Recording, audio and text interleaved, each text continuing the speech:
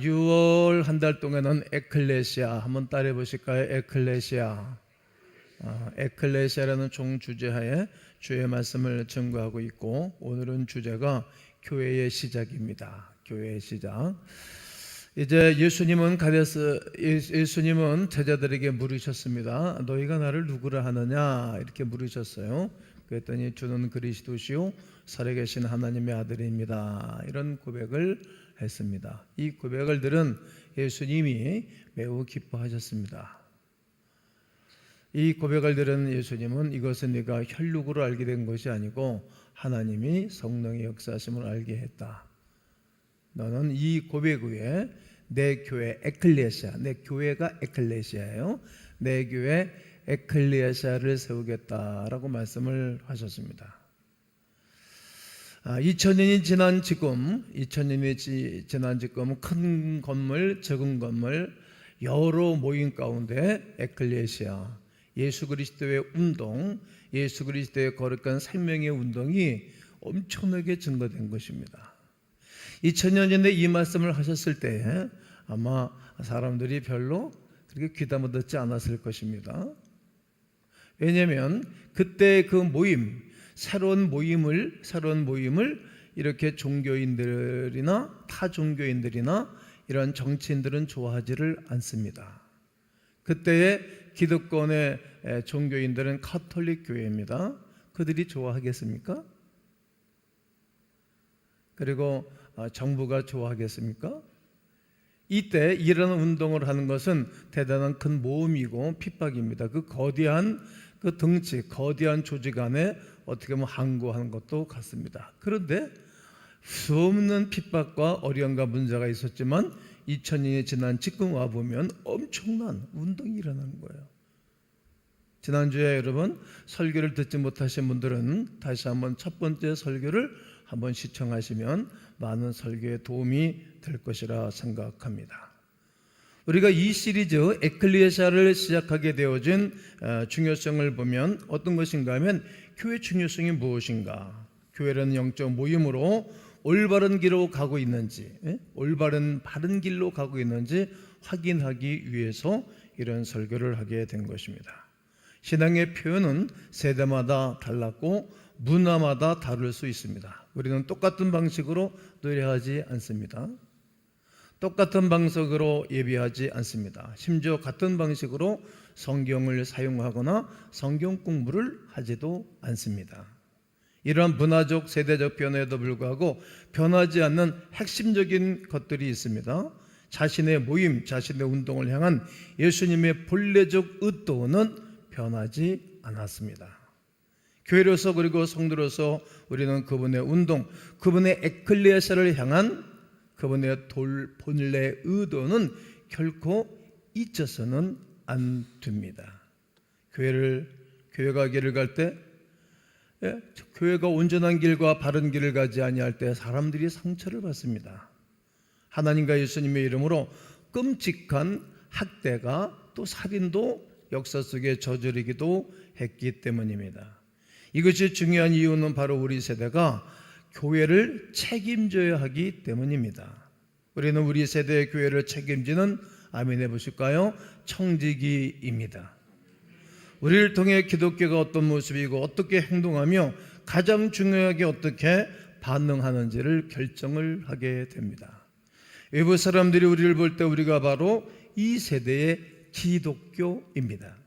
우리가 올바르게 행하지 않으면 우리는 예수님의 에클레시아를 잘못 대표하며 살아가고 있는 것입니다. 부활의 우주가 지난 어느 날 수백 명의 사람들이 부활하신 예수님을 직접 본 이후에 예수님은 제자들을 모아 작별 인사를 하십니다. 예수님의 작별 인사에는 매우 짧은 질의 응답의 시간이 있었지요. 그들의 질문은 이러했습니다. 사도행전 1장 6절을 읽겠습니다. 그들이 모였을 때에 예수께 여쭈어 이르되 주께서 이스라엘 나라를 회복하심이 이때이니까 하니. 주님께서 이스라엘 나라를 회복하는 것이 이때입니까? 지금입니까? 그들은 이스라엘이 로마의 지배에서 벗어나 예수님이 군사력을 가진 왕으로서, 군사력과 권력을 가진 왕으로서 침략자들을 몰아내는 민족주의 운동을 하시는 분이십니까? 이렇게 생각도 했고 이렇게 질의를 하는 것입니다. 그들은 다윗 때나 솔로몬 때처럼 되는 것입니까? 라고 물었던 것이지요. 하지만 그들이 기대했던 것은 일어나지 않았습니다. 그 대신 에클레시아, 상상했던 것보다 훨씬 더 큰 일이 일어났습니다. 어떤 것입니까? 사도행전 1장 8절을 다 함께 크게 읽어보겠습니다. 오직 성령이 너희에게 임하시면 너희가 권능을 받고 예루살렘과 온 유대와 사마리아와 땅 끝까지 이르러 내 증인이 되리라 하시니라. 네, 제자들의 질문에 예수님은 전혀 반대된 이 말을 한 거예요.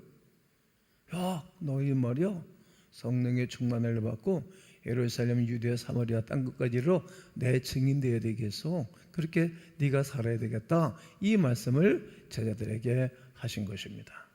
예수님은 너희가는 유대와 갈릴리 지역의 경계선 너머는 생각하지 못하지만 말이야, 하나님께서 나를 통해 세상에 하신 일은 유대와 갈릴리만을 위한 것이 아니라 온 세상을 위한 것이다.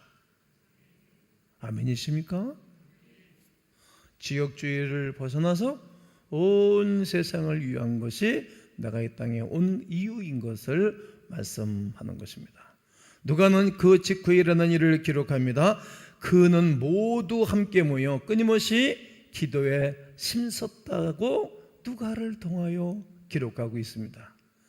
1장 14절 하반절에 보면 더불어 마음을 같이하여 오로지 기도에 힘쓰더라. 이것은 30분짜리 기도 모임이 아닙니다. 이것은 1시간짜리 기도 모임도 아닙니다. 하루 종일 매일같이 기도하되 10하루 동안 기도하였던 것입니다. 그리고 2주 후에 예루살렘에서 오순절이라는 유대인 축제가 열렸습니다. 오순절은 유대의 모든 남자가 이 축제를 지키기 위하여 모든 사내들은 다 예루살렘으로 올라와야 했습니다. 특별한 축제입니다. 로마 전역의 유대인들이 흩어져 살고 있겠지요. 그들은 꽤 먼 거리를 여행하면서 예루살렘으로 올라왔습니다. 그래서 예루살렘은 사람들로 가득 찼는데 로마 제국 거의 모든 나라에서 온 사람들로 거듭 가득 찼습니다. 그들이 오순절날 기도하는 동안 예수님이 말씀하신 예언하신 일이 그대로 일어났습니다. 성령이 그들에게 내려오셔서 권능을 주셨습니다. 약속대로 오신 것입니다. 놀라운 일이 생긴 것입니다. 나는 오늘이 그날이 될 것을 믿습니다. 여러분도 오늘 사모함으로 기대감을 가지고 예배당에 오셨지만 저는 이 날을 엄청나게 오랫동안 준비한 겁니다. 여러분들은 평안한 잠을 주무시고 오셨지만 저는 잠을 설쳐가며 준비하고 올라온 것입니다. 밤 12시에서부터 또 일어나서 또 설교원글을 또 보고 또 조정을 하고 오늘 아침에도 또 나오고 일부 예배를 드리고 또 서재실에 올라가서 제 방에 올라가서 또 기도하면서 준비하면서 내려온 것입니다. 이 시간도 아주 중요한 시간이지만 더 중요한 시간은 3부 예배 설교 마치고 찬양하고 기도하는 시간이 더 중요한 시간입니다. 준비된 잔치를 하고 잔치 시간에 음식을 입에 넣고 씹어 먹듯이 이 준비가 된 것입니다. 그러면 왜 하나님께서는 그들에게 능력을 주셨을까요? 이 기쁜 소식이 모든 사람들에게 최고로 기쁜 소식이기 때문입니다. 여러분은 어떤 소식이 제일로 기쁜 소식이라고 생각합니까? 제 개인적으로 말씀을 드리면 내 개인적으로 최고의 기쁜 날은 어느 날에 있는 것인가 하면 성령이 내 안에 임재한 날이었습니다. 임포트한 날입니다. 저는 이 날을 잊을 수가 없습니다. 그때서부터 저는 내 인생이 완전히 바뀌어진 날입니다. 제일로 기쁜 날, 크신 분이, 거대하신 분이 내 안에 오신 날입니다. 덩치 큰 사람이 아닙니다. 큰 물질이 아닙니다. 영이신 하나님이, 창조하신 그 영이신 성령 하나님이 내 안에 찾아오신 임포트한 날입니다. 이 날입니다. 그래서 그들은 기도하던 방에서 거리로 나와 각지에서 온 사람들의 이야기로 언어로 말하기를 시작했습니다. 사람들이 깜짝 놀랐습니다. 누가는 사람들이 어떻게 그들이 반응했는지 기록하고 있습니다. 2장 7절입니다. 시작. 다 놀라 신기하게 여겨 이르되 보라 이 말하는 사람들이 다 갈릴리 사람이 아니냐. 다 놀랐어요. 야, 이 사람들이 다 갈릴리의 사람이 아니냐? 보라 이 말하는 사람들이 갈릴리 천둥네 사람들이 아니니? 우리는 당시에 살고 있지 않기 때문에 이 말의 의미를 자칫 놓칠 수 있어요. 유대인이라고 하지 않고 유대 지역 출신이라고 하지 않고 갈릴리 사람 이렇게 말했기 때문입니다. 예수님을 따랐던 대부분의 사람들은 북쪽 지역 먼 출신이었습니다. 그들은 주로 노동계층이었고 교육 수준이 좀 높지 않았으며 예루살렘과 같은 대도시에 살고 있지 않았기 때문입니다. 그런데 다른 지역에서 온 유대인들이 말하는 것입니다. 잠깐, 이 사람들은 예루살렘 사람들도 아닌데 갈릴리 변두리 지역 출신인데 어떻게 우리 언어를 다 말할 수 있는 거지? 웬일이야? 이 사람들이 갑자기 이렇게 언어 수준이 또 올라가고 이렇게 똑똑한 사람들이었나? 그게 아닌데 말이야. 누가는 세부사항 기록하기를 좋아했기 때문에 이 사람들의 여러 지역을 낱낱이 열거하기를 시작했어요. 바데인, 메데인, 엘라민, 애굽 사람들, 그리고 가바도기아, 로마, 온 유대인들이 예루살렘에 있었다고 기록하고 있는 것입니다. 아주 놀라운 일입니다. 하나님께서 이 소식이 모든 사람을 위한 것임을 증명하기 위해 이들을 예루살렘으로 불러 모았습니다. 이 놀라운 하나님의 은혜와 놀라운 하나님의 역사를 베풀어 주기 위하여 하나님이 예루살렘으로 불러 모은 것입니다. 오늘은 하나님 우리를 교회로 불러 모아 주신 줄로 믿습니다. 그때 베드로가 우뚝 일어나서서 놀라운 설교를 합니다. 사도행전 2장을 낱낱이 여러분들은 읽어보셔야 합니다. 점점 많은 사람들이 모여들었습니다. 이스라엘 사람들이요, 이 말을 들으시오. 분명하고 확실하게 나는 예수 그리스도가 누구인지를 압니다. 예수 그리스도가 우리의 영원한 구원자인 것은 여러분들 왜 모르는 것입니까? 나사렛 예수는 하나님께서 여러분들에게 보내신 분입니다. 하나님께서 여러분 가운데 일으키신 기적과 놀라운 일과 표정을 여러분들에게 증명해 주셨습니다. 사도행전을 다 읽어보면 예루살렘에서 일어난 일이 예루살렘에만 머물고 있지를 않습니다. 예수님이 갈릴리에서 행하신 일이 갈릴리에만 머무르지 않았다는 것을 알게 됩니다. 이 기적을 해가는 사람, 메시아일지도 모르는 사람에 대한 소문이 유대인들이 오가며 소식을 전했던 로마 전체에 다 퍼져 나갔던 것입니다. 베드로는 예수님의 죽음에 대해 온 민족을 비난합니다. 물론 베드로 자신도 그들 중 한 명입니다. 오늘 사도행전 2장 23절에 그가 하나님께서 정하신 뜻과 미리 아신 대로 내준 바 되었거늘 너희가 법 없는 자들의 손을 빌려 못 박아 죽였으나, 하나님께서 미리 정하신 것과 계획한 일을 하나님이 행하셨는데 법 없는 사람들의 손에 의하여 죽였다. 저 법은 이스라엘 백성들에게 주어진 구약의 성경의 법대로 죽었다면 돌에 맞아 돌아가셔야 되는데 이방 사람들의 손, 로마 사람들은 사형 형틀에 십자가 박혀 죽은 겁니다. 이방인의 손에 의하여 죽였다라는 겁니다. 여러분은 악한 로마 사람들의 손에 빌려 그를 십자가에 못 박였다 말씀하는 겁니다. 베드로는 잠시 설교를 멈추고 청중들을 바라보았습니다. 그리고는 그러나 하나님께서는 그들의 죽음의 고통에서 풀어 살리셨습니다. 죽음이 그를 붙잡아둘 수 없었기 때문이라고 하나님의 말씀을 베드로가 증거하고 있는 것입니다. 사도행전 2장 24절에 하나님께서 그를 사망의 고통에서 풀어 살리셨으니 이는 그가 사망에 매여 있을 수 없었음이라. 사망이 무너졌도다. 그가 사람으로 살아남으로 말미암아 모든 사망과 금의 권세가 물러가고 떠나간 것입니다. 예수님의 예언대로 죽음과 부활은 에클레시아의 운동이 시작이 된 것이기 때문입니다. 이때부터 에클레시아가 시작된 거예요. 모임이 시작된 거예요.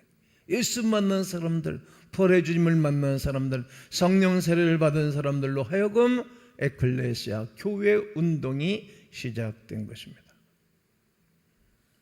하나님께서 이 예수를 살리셨고 우리는 이 일의 증인이로다. 증인이 생기기 시작한 거예요.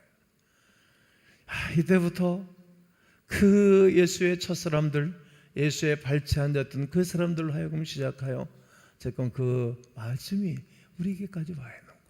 나에게까지 와 있는 거예요. 이처럼 이때부터 하나님의 은혜가 시작된 거예요. 지구촌의 생명의 역사가 시작된 것입니다. 그리고 베드로는 다시 한번 온 민족에게 선포합니다. 36절에 그런즉 이스라엘 온 집은 확실히 알지니 너희가 십자가에 못 박은 이 예수를 하나님이 주와 그리스도가 되게 하셨느니라 하니라. 사람들이 이 말을 들었을 때 마음이 찔렸어요. 마음이 아팠어요. 그들의 방어벽이 무너지고 저항감이 녹아내리고 모든 지적인 의심과 질문이 사라지기 시작했습니다. 그들은 자신들이 틀렸다는 것을 깨달았어요. 잘못됐다는 것을 깨달았어요. 그들은 자신들의 왕이자 메시아를 알아보지 못한 것을 깨달았어요. 그들은 베드로에게 그러면 우리가 어떻게 해야 합니까? 도대체 어떻게 해야만이 우리가 살 길이 있는 것입니까? 이제 정말 중요한 이야기가 시작합니다. 베드로는 교회에 꾸준히 다니십시오 이런 얘기하지 않았어요. 교회 와야 됩니다 이런 얘기하지 않았습니다. 당시에는 건물이 없었고 주일에 한 번 드리는 예배도 없었기 때문입니다. 그것은 훨씬 더 큰 것이었습니다. 이것은 무엇에 대한 것이 아니라 누구에 대한 것이었습니다. 누구? 베드로는 대답했습니다. 여러분에게, 저에게, 우리 모두에게 말하고 있는 것입니다. 그때도 그랬고 지금도 똑같은 것입니다. 오늘 2장 38절에 베드로가 이르되 너희가 회개하여 각각 주 예수 그리스도 이름으로 세례를 받고 죄 사함을 받아라. 그리고 성령의 선물을 받으라고 말합니다. 여러분은 회개하고 죄를 용서받기 위하여 예수 그리스도 이름으로 세례를 받으시는 시간 되기를 축복합니다. 그래서 여러분이 알지 못하는 흥미로운 일이 일어나기 시작하는 것입니다. 여러분 성령 세례를 받고 예수 그리스도를 믿는다는 것은 흥미로운 일이 시작되는 것입니다. 군중석에 있던 대부분의 남자는 토라를 잘 지키고 율법을 잘 지키는 유대인들이었습니다. 그들은 하나님을 거역하고 반항하며 믿지 않는 사람들이 아니었습니다. 그런데 왜 베드로가 회개하고 예수 그리스도 이름으로 세례를 받고 죄 용서함 받으라고 말씀하셨을까요? 이유가 있지 않겠습니까? 베드로가 말하는 그 죄는 무엇이었을까요? 그것은 바로 그들의 죄, 그날까지의 모든 죄였습니다.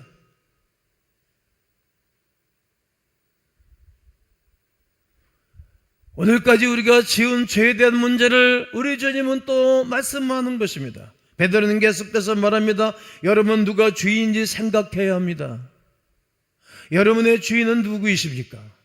예수님의 에클레시아라는 새로운 운동과 연합하기 위하여 세례를 받아야 합니다. 그러면 여러분의 죄 용서받고 성령을 선물로 받을 것입니다. 아멘이십니까? 이 선물은 유대인에게는 큰 의미가 있었습니다. 삼손에게 임하여 용명을 떨치게 했던 바로 그 성령이 임하게 되는 것입니다. 다윗에게 임하여 위대한 일을 할 수 있도록 도와줬던 그 하나님의 성령을 말씀하는 것입니다. 그리고 그 성령께서 영원히 머무는 것이기 때문입니다. 우리의 영혼에 영원히 머무는 것입니다. 이 위대한 설교를 들은 사람들은 어떻게 반응했을까요? 누가는 놀랍게도 이렇게 기록합니다. 그 말을 받아들인 사람들은 세례를 받으니 그날의 신도의 수가 3,000이나 더 되었다라고 기록합니다. 이것이 교회의 시작 첫날이었습니다. 우리가 올바른 길을 가고 있는지 확인하기 위하여 과거를 되돌아보아야 할 이유입니다. 교회는 세상을 향하고 다문화적이며 모든 사람을 환영하고 끊임없는 반성하는 운동으로 시작되었고 앞으로도 그렇게 가야 합니다. 그들을 하나로 묶고 앞으로 다가올 어렵고 힘든 세월 동안 하나로 붙잡아 준 것이 언어나 문화가 아니었습니다. 그들이 공통적으로 믿는 한 가지는 바로 예수님이 메시아, 마지막 왕이라는 것이었습니다. 그리고 이 살아운동은 부활이라는 부인할 수 없는 하나의 사건에 닻을 내렸습니다. 이제 어떻게 해야 할까요? 여러분의 왕, 여러분의 주님, 여러분의 메시아신 예수 그리스도를 향하여 다가오셔야 됩니다. 그분을 맞이하셔야 됩니다. 그분을 환영하고 인정하고 모셔드리셔야 합니다. 오늘 여러분에게 주어진 초대는 시작의 날에 있던 군중들에게 주어졌던 초대와도 똑같습니다. 여러분의 왕이신 예수님을 인정하고 오늘 그분의 주 되심을 복종하는 것입니다. 그저 아멘이라고 말하고 세례를 받으십시오. 예수님의 에클레시아와 공개적으로 연합하기 위하여 확실하게 분명하게 세례를 받으셔야 합니다. 여러분에게는 빚이 있습니다. 여러분에게 상처를 준 사람들에게 빚이 있고 여러분 자신에게 빚이 있습니다. 더 중요한 것은 여러분은 하늘에 계신 하나님 아버지 앞에 빚이 있습니다. 왜냐하면 그분이 사랑하신 여러분 자신에게 상처를 주었고 그분이 사랑하는 자녀들에게 상처를 많이 주고 살았기 때문입니다. 그리고 여러분은 그것에 대해 아무것도 할 수 없습니다. 그래서 예수께서 이 땅에 오셔서 그 빛을 청산하고 그 빛을 해결하러 오신 것입니다. 그래서 여러분의 아버지이신 하나님과 깨끗한 양심을 가질 수 있는 길을 제시하신 것입니다. 이것이 구원의 선물이고 용서의 선물입니다. 그리고 교회 전날 베드로는 그것이 온 세상을 위한 것이라고 말하는 것입니다. 온 세상이라고 말하는 것은 우리가 생각하는 모든 사람 말입니다. 저 사람은 안돼, 저 사람은 구원을 받을 수 없는 사람이야, 이렇게 평가하는 사람들까지도 다 속한 것입니다. 여러분은 그리스도의 죽음을 통해 오는 죄 용서와 선물을 받아들이셨습니까? 여러분이 그 선물을 받아들이면 하나님께서는 성령을 선물로 주실 것이라고 말씀하는 것입니다. 성령님께서 여러분 안에 오셔서 영원히 머무르시고 여러분이 하나님께 속해 있다는 사실을 보증하시고 하나님께서 여러분을 초대하신 삶을 살 수 있도록 예수님을 따를 힘을 이 시간에 부어주시고 내재해 주시게 될 것입니다. 예수님을 따르면 여러분의 삶이 더 나아지고 여러분의 삶이 더 잘 살 수 있게 될 것입니다. 여러분을 그렇게 하셨습니다.